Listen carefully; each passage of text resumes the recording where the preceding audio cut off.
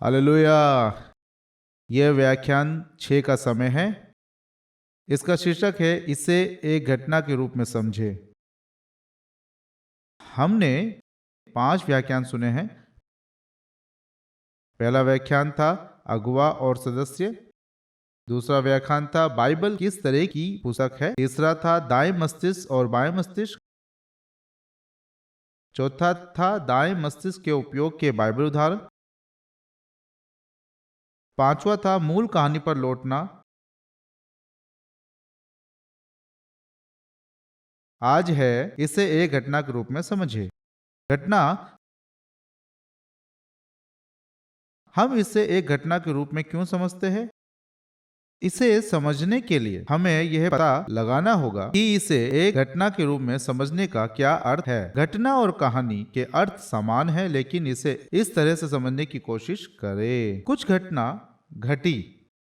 एक रिपोर्टर घटना स्थल पर जाता है और तस्वीर लेता है और उन लोगों को दिखाने के लिए एक लेख लिखता है जो घटना स्थल पर नहीं जा सकते और ना ही इसे स्वयं देख सकते हैं। अखबार और टेलीविजन समाचार शो यही करते हैं, है ना? मैं कह रहा हूँ कि हमें बाइबल को भी इसी तरह देखना चाहिए। कलीसिया के सदस्य, बच्चे, वयस्क, हर कोई जो वचन को सुनता है उसे घटना स्थल पर ले जाना चाहिए। एक घटना इस प्रकार की होती है। घटना में हमेशा एक दृश्य होता है। लोग दिखाई देंगे, कुछ घटित होगा। इस तरह की सामग्री घटना शब्द में शामिल होगी। अगर हम इसे इस तरह बता सकते हैं तो उन शब्दों के श्रोताओं और अधिक ताजा भावनाओं और इच्छा होगी जैसे कि वे स्वयं घटना के दृश्य में हो। तो आजकल वे यही करते हैं। वे ये नहीं कहते कि हमें एक उपदेश बताओ, लेकिन हमें एक उपदेश दिखाओ। क्या ये एक दिलचस्प अभिव्यक्ति नहीं है? हमें एक उपदेश दिखाओ। अगर आप इसे दिखाएंगे तो वे इसे देखेंगे और देखकर यह उनके दाहिने मस्तिष्क में याद रहेगा। अगर ये उनके दाहिने मस्तिष्क में है तो ये लंबे समय तक रहेगा, लेकिन लंबे समय तक रहने से उन याद को वो याद रखेंगे। उनकी याद में रहने से ही बदलाव आएगा। उदाहरण के लिए अमेरिका में नायग्रा फॉल है। नायग्रा फॉल एक प्रसिद्ध झरना है। नायग्रा फॉल को 100 शब्दों में समझाने के बजाय आपको नायग्रा फॉल की कुछ तस्वीरें दिखाना बेहतर होगा, तो आप इसे और अधिक आसानी से विशुद्ध रूप से जान पाएंगे। इसलिए आजकल हमें एक उपदेश बताओ कहने के बजाय हमें एक उपदेश दिखाओ कहते हैं।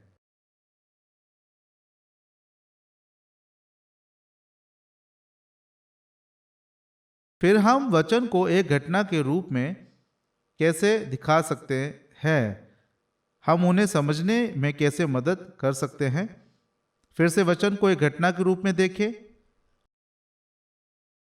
हमें वचन को एक घटना के रूप में देखने की आवश्यकता क्यों है? मैंने ऐसा इसलिए कहा ताकि हम इसे दिखा सकें। वचन को ऐसे दिखाने जैसे कि श्रोता घटना स्थल पर थे, क्योंकि केवल इस प्रकार की चीजें ही लंबे समय तक याद रहती है। कोरिया में एक कहावत है, हालांकि यह चीनी अक्षरों से है। कोरिया भाषा में एक कहावत है, इसे 100 बार सुनने की तुलना में एक बार देखना बेहतर है। ऐसा लगता है कि हमारे पूर्वजों ने हमारे जैसे ही दाएं मस्तिष्क के बारे में समझा। सुनने से बेहतर है देखना। का मतलब है कि हमारे पूर्वजों को बहुत पहले पता चल गया था कि कुछ दिखाना शिक्षा के लिए प्रभावी था।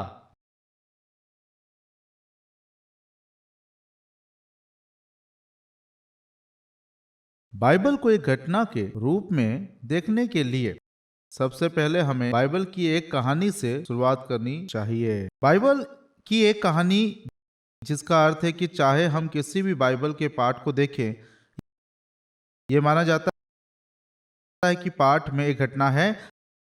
हम मानते हैं कि पाठ में एक घटना है।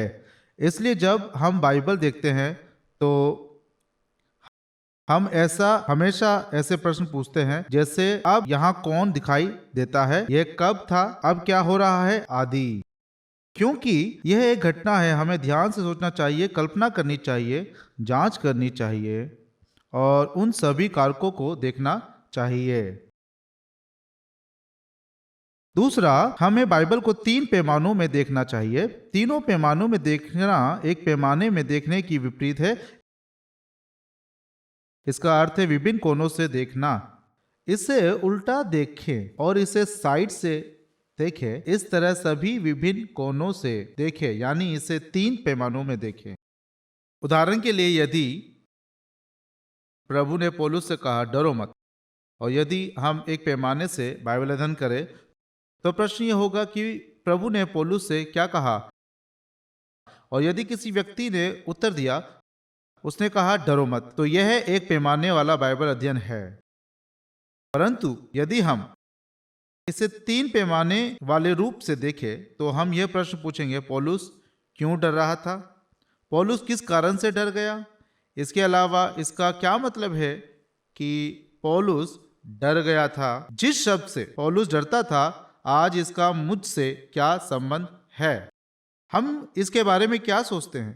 तब यदि प्रेरित पौलुस जैसा कोई महान व्यक्ति भी डर गया तो मैं सोचता हूं कि यह संभव है कि आज मैं भय में हूं, है ना? तो उस एक वचन के माध्यम से यह मेरे लिए आराम और साहस प्राप्त करना संभव बनाता है। तीसरा, बाइबल के विषय को एक रोचक नाटक के रूप में देखने के बाद इसमें पाठ का अर्थ खोजें। नाटक नाटकीय। पिछले व्याख्यान में मैंने इसे रंगमंच के मंच पर पाठ के दृश्य और उसमें दिखाई देने वाले पात्रों पर रखने के लिए कहा था। वहां अंदर जाने की कोशिश करो, मुझे पहले यही पता लगाना चाहिए। चाहे आप वचन के शिक्षक हो, उपदेश के प्रचारक हो या किसी अध्ययन समूह के अगुवे हो, आपको सबसे पहले पाठ के दृश्य में जाना होगा। आपको उस किरदार के अंदर जाना होगा। यदि आप ऐसे किए बिना पढ़ते हैं तो आप केवल ज्ञान का संचार कर रहे हैं, लेकिन आपको ऐसा बिल्कुल नहीं करना चाहिए। मैंने लंबे समय से उपदेश का प्रचार किया है, लेकिन मैंने कभी भी केवल एक उपदेश के लिए प्रचार तैयार नहीं किया। मैंने हमेशा प्रार्थना की और प्रार्थना के साथ शुरुआत की। इसी तरह हमें इसे करना चाहिए। प्रभु, मैं इस वचन के अंदर जाना चाहता हूँ। मैं इस किरदार के अंदर जाना चाहता हूँ जिस वचन का मैंने पहले अनुभव किया। कृपया हमारी मंडली को भी इसका अनुभव करने दें। मैं हमेशा इसी तरह प्रार्थना करता हूँ और फिर प्रचार तैयार करता हूँ। अगुवों को भी ऐसा करना चाहिए। चौथा, कहानी की सामर्थ्य लोगों को बदल देती है। कृपया इसे भी याद रखें। कहानी के सामर्थ्य, कहानी के पास सामर्थ्य है, कहानी में सामर्थ्य है। क्या आपको अपने बचपन की कोई कहानी याद है जो आपके दादा दादी, पिता या माता ने आपको सुनाई थी? जब मैं छोटा था, मुझे अब ठीक ठीक याद नहीं कि मैं उस समय कितने साल का था। शायद मैं लगभग 10 साल का था। मेरे दादा और मैं ग्रामीण इलाकों में रहते थे। मैं अपने दादा के साथ गायों को घास चराने जाया करता था। मेरे दादाजी मुझे एक कहानी और वह कहानी सुनाते थे और उस दौरान उन्होंने कहा, जीवन एक कद्दू की तरह है। उन्होंने कहा कि जीवन एक कद्दू की तरह है। आप सभी जानते हैं कि कद्दू कैसा है ना? उसमें गुद्दा होता है ना? नीली हरी। उस समय जब आप इसे पकाते हैं तो ये अपने आप में स्वादिष्ट होता है। जैसे जैसे ये बड़ा होता जाता है और मध्यम आकार का हो जाता है तो ये खाने में अच्छा नहीं होता है। एक समय आता है जहां ये एक कद्दू बन जाता है जो किसी भी चीज के साथ मेल नहीं खाता है। लेकिन जैसे जैसे समय बीतता है ये लाल पका हुआ कद्दू बन जाता है और इसे अलग अलग तरीकों से पकाया जा सकता है और इसका स्वाद स्वादिष्ट होता जाता है ना? इसका मतलब है कि जीवन इस प्रकार का है। जब आप पहली बार शादी करते हैं तो नीली हरी तोरी के तरह ये बहुत अच्छा होता है। फिर बीच में बोरियत होती है और आपस में लड़ते भी हैं, लेकिन अगर आप डटे रहते हैं और साथ में रहते हैं तो अंत में यह अच्छी तरह से पके हुए कद्दू की तरह बन सकता है। मेरे दादाजी ने मुझे कहा था, जीवन एक कद्दू की तरह है, जब मैं केवल 10 वर्ष का था। यह एक वाक्य कितने साल पहले था, यह दशकों पहले था, लेकिन मुझे अभी तक याद है। दशकों पहले मेरे दादाजी का देहांत हो गया था। यह बात कि इतने दशकों के बाद भी मुझे वो शब्द आज भी याद है। यही कहानी की ताकत है, कहानी में सामर्थ्य है, कहानी की सामर्थ्य। मुझे नहीं पता कि आप सभी ने वेब फिल्म देखी है या नहीं। फॉरेस्ट गंप एक अमेरिकन फिल्म है जो मेरी पसंदीदा फिल्मों में से एक है। इस फिल्म का मुख्य किरदार थोड़ा मानसिक रूप से विकसित की श्रेणी में था। मुख्य किरदार ऐसा है, उसकी मानसिक क्षमता थोड़ी धीमी है। जिंदगी एक डिब्बे में एक चॉकलेट की तरह है, लेकिन उसकी माँ ने हमेशा उससे कहा है कि जिंदगी एक डिब्बे में चॉकलेट की तरह है। इसका मतलब है कि जीवन इस प्रकार का है, वह कहानी जारी रखता है। आप कभी नहीं जानते कि जब आप इसे उठाते हैं तो सबसे पहले क्या निकलता है। तो जब आप अपने हाथ में चॉकलेट लेते हैं तो आप नहीं जानते कि यह गोल चॉकलेट होगी या चौकोर चॉकलेट होगी। दूसरे शब्दों में, जीवन में विभिन्न चीजें हो सकती है। सुखद चीजें हो सकती है, दुखद चीजें भी हो सकती है, हर तरह की चीजें हो सकती है। इस वाक्य में जीवन का पाठ है। इस छोटे बच्चे को माँ बार बार कहती है कि जिंदगी डिब्बे में चॉकलेट की तरह है। वह थोड़ा मानसिक रूप से विक्षिप्त है, लेकिन वह जीवन भर उस कहावत को याद करता रहता है। इसलिए उसके जीवन में कई चीजें होती है और वह एक वाक्य याद रखता है जो उसकी माँ ने उसे बताया था। कहानी की सामर्थ्य में मेरा मतलब यह है, कहानी की सामर्थ्य, अगर हम वचन को कहानी के रूप में और एक घटना के रूप में कहें, क्योंकि कहानी में यह सामर्थ्य है, कहानी व्यक्ति की याद में बनी रहती है। इसलिए जैसे फॉरेस्ट गंप इतनी विपत्ति में भी रहा था क्योंकि मेरे दादाजी ने मुझे कद्दू की कहानी सुनाई थी। अब भी मैं और मेरी पत्नी अच्छी तरह से एक साथ रह रहे हैं और लंबे समय से हैं। यह कहानी की सामर्थ्य के कारण है कि हम दृढ़ता से जी सकते हैं, क्योंकि कलीसिया के सदस्य और प्रचारक, यदि आप उनके दिलों को हिलाना चाहते हैं, यदि आप उन्हें बदलना चाहते, तो कहने के बजाय कि आपको बदलना होगा, यदि आप उन्हें इस तरह की कहानी बता सकते हैं तो यह उनके दिल में अधिक समय तक रहेगा और उसमें सामर्थ्य होगी। अगला, पांचवा, कहानी सुनते समय आप बाइबल की व्याख्या करते हैं और उसे अपने ऊपर लागू करते हैं। अब तक आप ज़्यादातर सुन रहे हैं, ज़्यादातर सुनते हुए आप प्रचार सुनते हैं और ज़्यादा किसी को पढ़ते हुए सुनते हैं। लेकिन अब आप कहानी सुनते समय कहानी को समझे और अपने ऊपर लागू करें। आप ठीक वैसा ही करें जैसा आप अब टेबल के चारों ओर बैठते हैं। उदाहरण के लिए, जब मैं रविवार के उपदेश का प्रचार करता हूं तो दोपहर में चरवाहों के अगुवों की एक बैठक होती है, इसलिए मैं उसमें भाग लेता हूं और कई बार मुझे काफी आश्चर्य होता है। मैंने इस तरह से उपदेश का प्रचार किया, उन्होंने इसे न केवल इस तरह से समझा बल्कि उन्होंने जो कुछ भी समझा उसके अलावा मैंने उपदेश का प्रचार कैसे किया वे इससे साझा करते हैं। फिर जब मैं देखता हूँ कि वे कैसे इससे अपने जीवन में ठोस रूप से लागू करते हैं तो मुझे बहुत अनुग्रह प्राप्त होता है। इसी प्रकार कहानी सुनते समय यदि किसी उपदेश में इन बातों को कठोर उपदेश के रूप में दिया जाए तो इस प्रकार की बातें नहीं होती है। यदि आप पाठ में मौजूद सभी सामग्री को बाहर निकालते हैं, इसे एक कहानी के रूप में बड़े पैमाने में बताते हैं, तो सुनने वाले के साथ कुछ ऐसा हो सकता है। कृपया आप ना सोचें कि इसे कहानी के रूप में बताना बहुत कठिन है। केवल इस दिलचस्प कहानी के रूप में बताने का मतलब नहीं है। आपको यह सोचना चाहिए कि पाठ का क्या अर्थ है, इस पाठ में कौन सा चरित्र दिखाई देता है, इस पाठ में क्या जोर दिया गया है और पाठ में अन्य तत्व। फिर इसे याद रखें, यह कठोर रामायण है, बल्कि वे रामायण बनने से पहले नूडल के रूप में था, है ना? उस तरह पाठ को लिखित शब्दों के रूप में दर्ज करने से पहले उन लोगों के बारे में सोचें जिन्होंने कहानी साझा की। उस समय, उस स्थिति, आप निश्चित रूप से पाठ से इस प्रकार की चीज़ों को निकाल सकते हैं और इसे समृद्ध रूप से बता सकते हैं, जिसका अर्थ है इसे एक कहानी के रूप में बताएं। छठा, कहानी में समूह संयुक्त समझ तक पहुंच सकता है।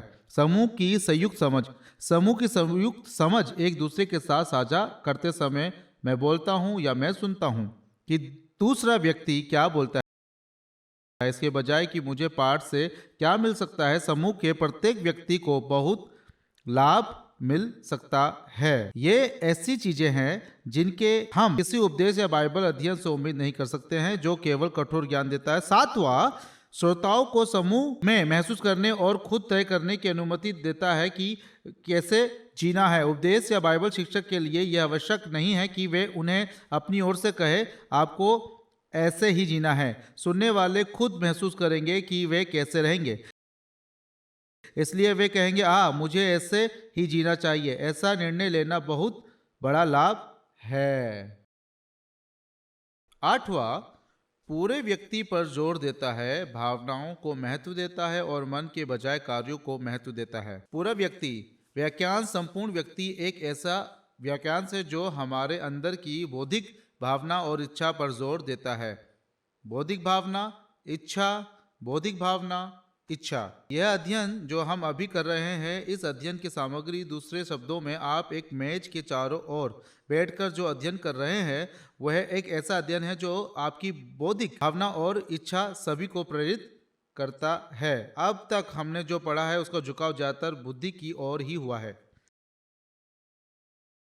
लेकिन इसे क्रिया से जोड़ने के लिए इसे बुद्धि पर नहीं रुकना चाहिए, इसे भावना से जुड़ना चाहिए।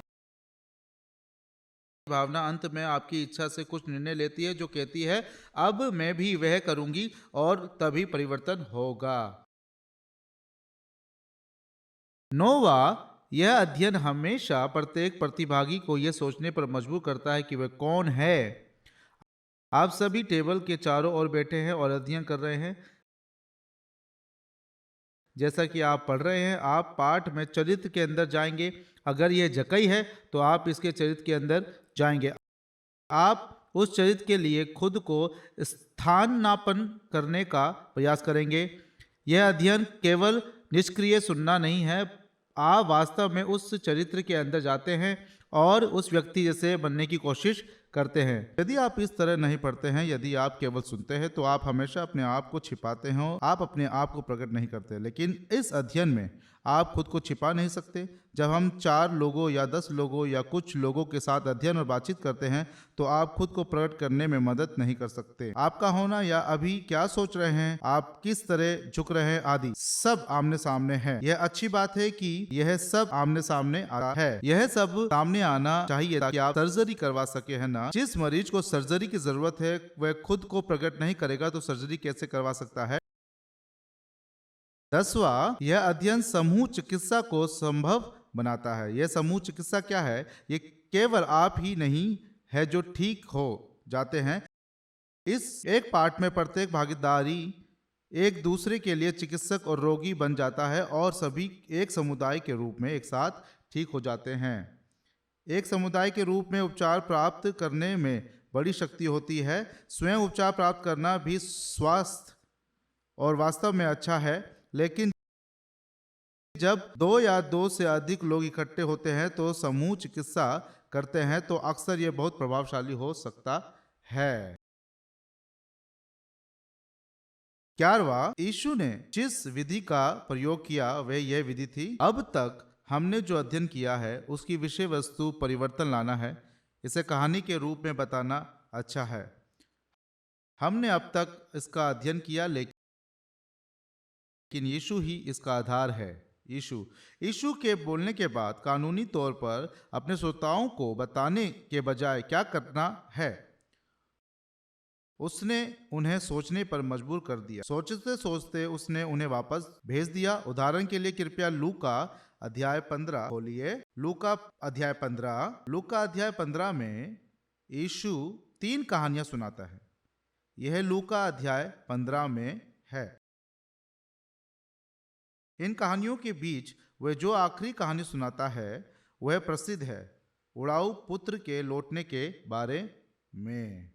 लेकिन देखिए कैसे यीशु इस कहानी को समाप्त करते हैं। जो उड़ाऊ पुत्र के लौटने के बारे में है।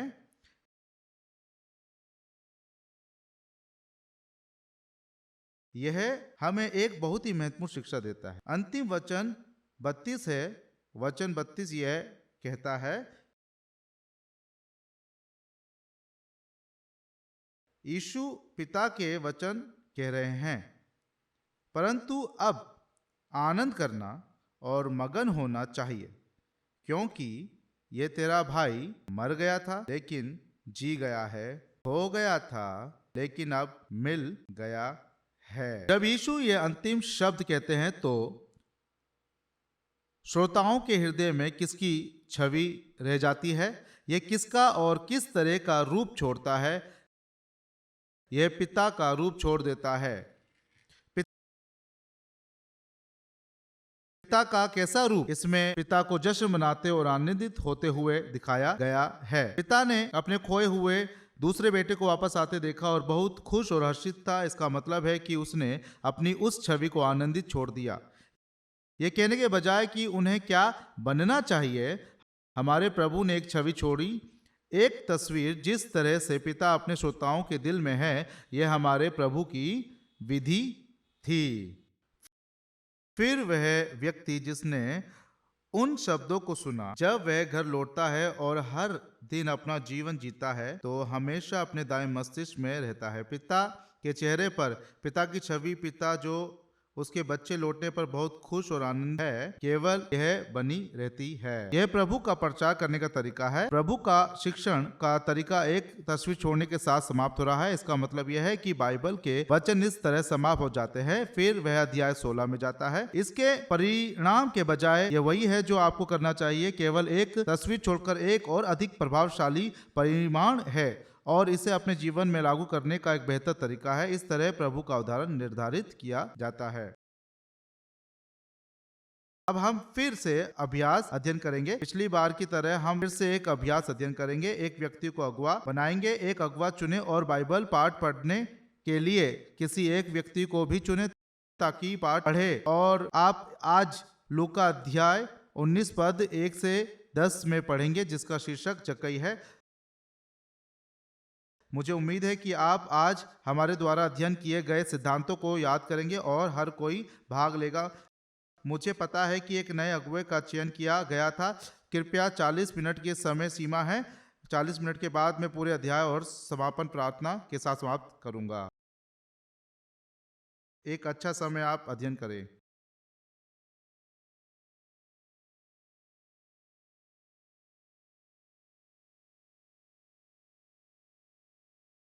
क्या आपने अच्छा समय बिताया? इस तरह जक्कई के बारे में अध्ययन करने के बाद आप एक अलग स्वाद महसूस कर सकते हैं, है ना? यह कैसा है? क्या आप यरीहो गए हैं जहां से यीशु गुजरा था? मेरा मतलब आपकी कल्पना में। आपकी कल्पना में क्या आप इसका अध्ययन करते हुए यरीहो गए हैं?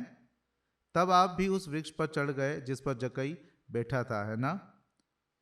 मेरा मतलब आपकी कल्पना से है, आपके दाहिने मस्तिष्क से है। क्या आप अपने दाहिने मस्तिष्क से सब कुछ देखने गए थे? अब तक अध्ययन करने के बाद यदि हमने ऐसा नहीं किया तो यह एक ऐसा प्रमाण है कि मैंने अब तक जो आपको पढ़ाया उसे आप ठीक से पचा नहीं सके। आप जक्कई बन गए जो पेड़ पे चढ़ गए थे, है ना? मुझे लगता है कि आपके पास एक पल था जहां आप सभी ने जक्कई के चरित्र में प्रवेश किया था। प्रभु ने कहा, आज इस घर में उद्धार आया है, यह संकेत करने के लिए जक्कई ने उद्धार प्राप्त किया। प्रभु ने कहा कि मोक्ष के साथ आपका अपना व्यक्तिगत संबंध है। उसने कहा, यही मोक्ष है। उद्धार के शुरुआत प्रभु का नाम लेने से होती है, क्योंकि प्रभु ने अंतिम रूप से आपका नाम पुकारा। उसने उस पुकार का जवाब दिया और इसके परिणाम स्वरूप आपको मुक्ति मिली। इसलिए अब आप इस वचन को सुन रहे हैं। प्रभु ने व्यक्तिगत और आध्यात्मिक रूप से आपका नाम पुकारा है। आइए हम इस बात के लिए धन्यवाद दें कि उस बुलाहट का जवाब देने के बाद हमारे जीवन कैसे बदल गया। आइए हम इसे एक साथ जोर से प्रार्थना करके कहें, अगर हमें पश्चाताप करने की जरूरत है तो हम भी पश्चाताप करें।